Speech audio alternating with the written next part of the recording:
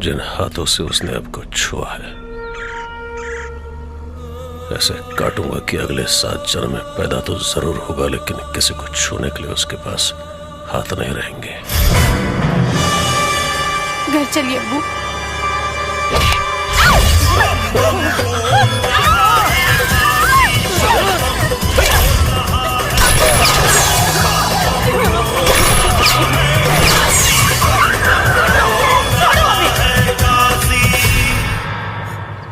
ऊपर वाला भी उसी का साथ देता है जो रमजान में राम और दिवाली में अली को देखता है।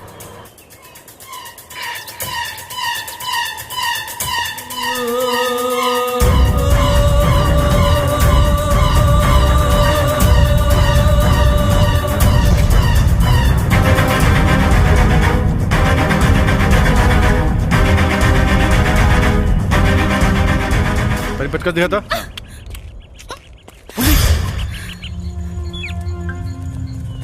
पुलिस बा, पुलिस। इनकी माँ का हमनी की पुलिस से कुछ लेवे देवे के नहीं के। हमनी के टारगेट के होर बा। चलो यहाँ से, चला। चलो तू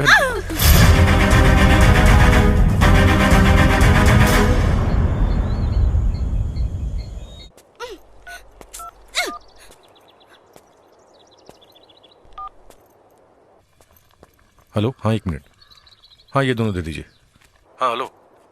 अच्छा सुनो, कपड़ा और सामान कुल के ना गिल बा। ये बताओ कि हमारा कहाँ पहुँचे के बा? कहाँ पड़ा तू लोग? गुलशन इकबाल टाउन के खंडहर। गुलशन इकबाल टाउन? गुलशन इकबाल टाउन कहाँ है? यहाँ से 5 किलोमीटर। 5 किलोमीटर। अच्छा सुनो ना, एजा को दुकानदार बाबू बताओ था कि जैसे 5 किलोमीटर दूर बा, तो हम फटाफट होता नहीं। सुनो, तू अपन ख्याल रखिए, पुलिस से सावधान हुई। ठीक बना पहुंचा था। हाँ।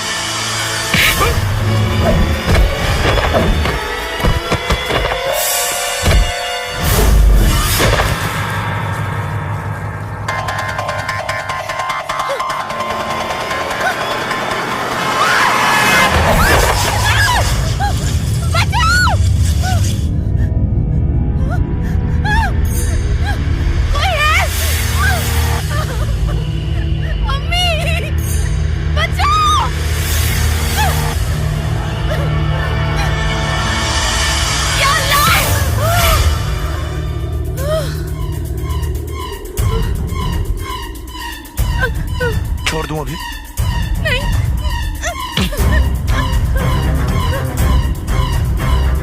प्लीज प्लीज हमें बचा लो, हम मरना नहीं चाहते। अल्लाह कसम, अब हम कोई गलती नहीं करेंगे।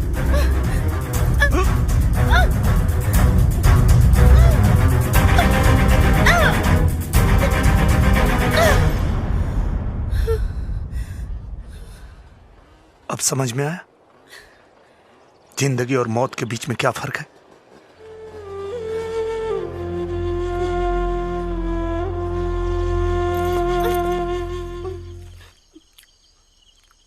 ना ना ना, खाला खाला, कुल तो वही खाला। हिंदुस्तान से तो नहीं सेवा खातिर आयल बानी पाकिस्तान हमनी के। दिल कराता दे दिए गोली, ये बोझ के ढोला से मिल जाओ छुट्टी। हाजमे की गोली है आपके पास? हाँ बा दी का, मेड इन बिहार। एक गोली में पेट साफ और दूसर में आदमी साफ।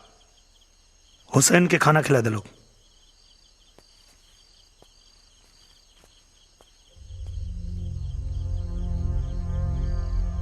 कबीर,